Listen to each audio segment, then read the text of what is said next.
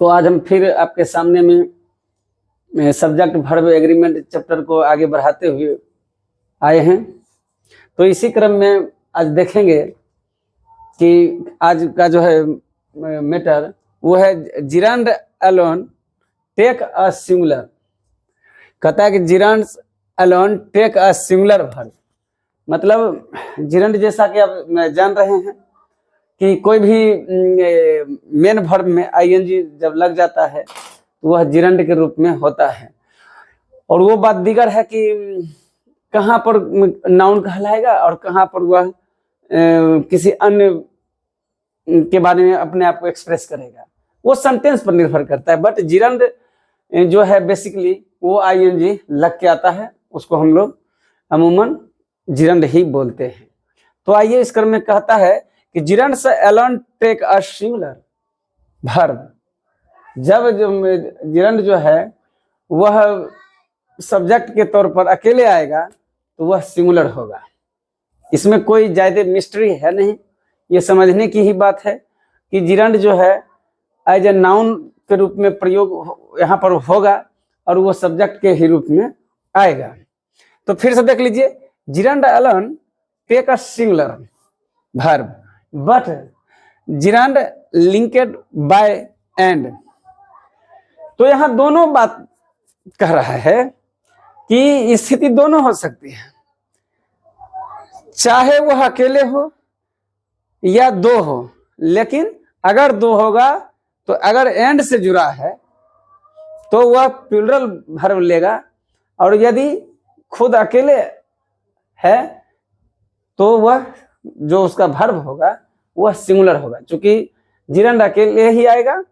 अगर जिरांड दोनों साइड होगा और एंड से जुड़ा हुआ होगा सब्जेक्ट के तौर पर तो वह प्लूरल माना जाएगा। जैसे कि देखिए कहता है कि रनिंग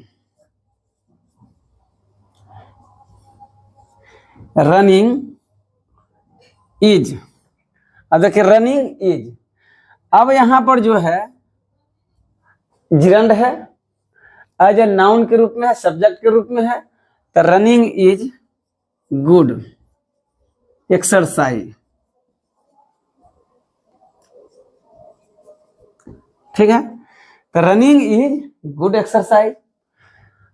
अगर हम कहें इसी को कि रनिंग एंड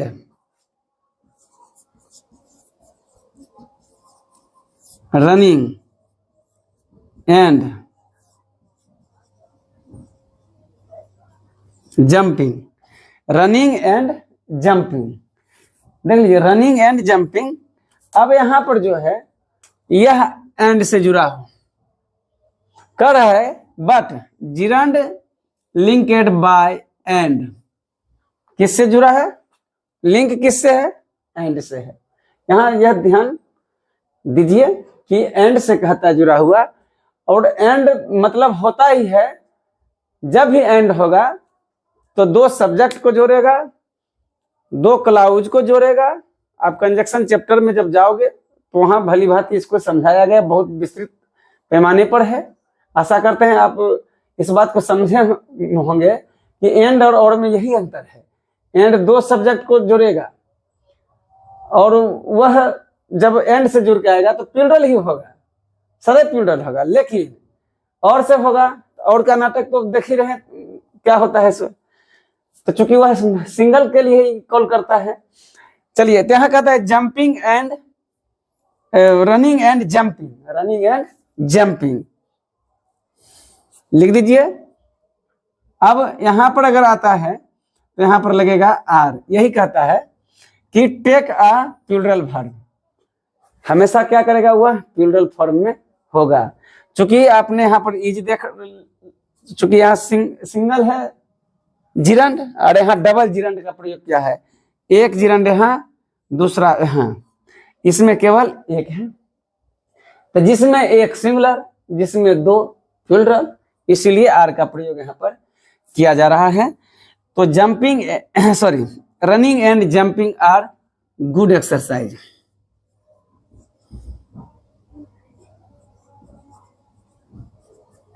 चलिए ठीक है। तो फिर से एक बार देख लीजिए, कह रहा है कि जिरंड का प्रयोग जब सिंगल हो तो वर्ब भी सिंगुलर होगा।